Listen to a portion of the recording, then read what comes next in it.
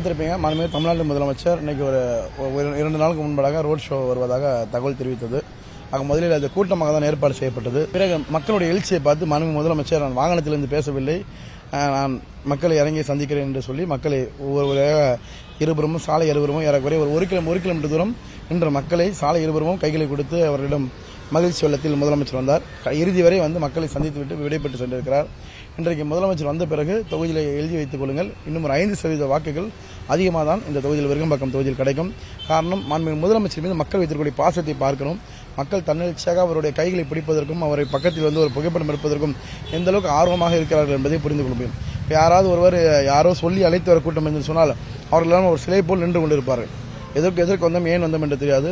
ஒவ்வொரு இல்லங்களிலும் மேலே இருந்து கைகளை காட்டுவதும் மலர்களை தூவி வீசுவதும் அவர்கள் கையில் இருப்ப பேனாவை கொடுப்பதோ என்று மிகுந்த மகிழ்ச்சி வெள்ளத்தில் முதல்வர் இன்னைக்கு விருகம்பாக்கம் சட்டமன்ற தொகுதியில் பிரச்சாரத்தை மேற்கொண்டார்.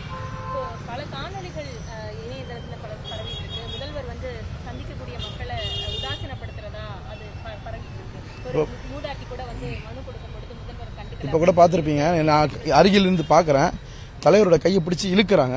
நீங்களே யோசிச்சு பாருங்க, அந்த மாதிரி ஏதாவது ஒரு ராங் விஷுவல்ஸ் ஊடகங்கள் எடுத்து போடலாமே தவிர அந்த மாதிரிலாம் கிடையாது. அதையும் தாண்டி ஒரு பையன் கை கொடுக்கனே வரான், நின்று கை கொடுத்துட்டு தான் வராரு. ஸோ சும்மா அது ஒரு இஸ் அ வெரி ஃப்ரெண்ட்லி முதல்வர், ரொம்ப மக்கள் மேலே அன்பு இருக்கும் முதல்வர், ரொம்ப ஃப்ரெண்ட்லியான முதலமைச்சர். அதனால அதெல்லாம் சும்மா கதை, வாய்ப்பே கிடையாது. இந்த தொகுதி இருக்கக்கூடிய இளைஞர்களுக்காக நம்ம விளையாட்டு சார்ந்த விஷயங்கள், ஏன்னா வேற எந்த ஒரு தவறான பழக்கங்களும் செல்லாமல் இருக்கணும்னா விளையாட்டு ரொம்ப முக்கியமா இருக்கு. அது சார்ந்த விஷயங்களுக்காக ஆல்ரெடி ஸ்போர்ட்ஸ் டிபார்ட்மெண்ட்ல ஒரு டிஸ்கஷன்ல ஒரு ஸ்போர்ட்ஸ் ஹப் ஒன்று கேட்டிருக்கோம். பட் என்ஓசி இன்னும் கிடைக்காம இருக்காது. ஹவுசிங் போர்டுலேருந்து இந்து அறநிலைய சமயத்துலேருந்து என்ஓசி வரணும். என்ஓசி வந்தோன்னா அதுக்கான பணிகள் தொடங்க. ஏற்கனவே கபடி கோட் பண்ணி கொடுத்துரும், பேட்மிண்டன் பண்ணி கொடுத்துருக்கோம், வாலிபால் ஷட்டில் பண்ணி கொடுத்துருக்குறோம், திரும்பவும் அண்டர்ஆர்ம் கிரிக்கெட் பண்ணி கொடுத்துருக்கோம். இந்த மாதிரி நிறைய பணிகள் செஞ்சுருக்கிறோம். அவங்க செஞ்சதுனால இளைஞர்கள் நம்மோடு தான் இருக்கிறாங்க. இன்னும் எதிர்காலத்தில் வரும்போது செய்யப்படும். இப்போ தனிப்பட்ட முறையில் நான் வந்து கிரிக்கெட் கிட்டு வாங்கி கொடுக்கறது, கேரம் போர்டு வாங்கி கொடுக்கறது, அந்த ஸ்போர்ட்ஸ்க்காக போகிறதுக்காக அவங்களுக்கு பணம் ஒதுக்கி கொடுக்குறது, இதெல்லாம் நிறைய செஞ்சுட்டு தான் இருக்கும்.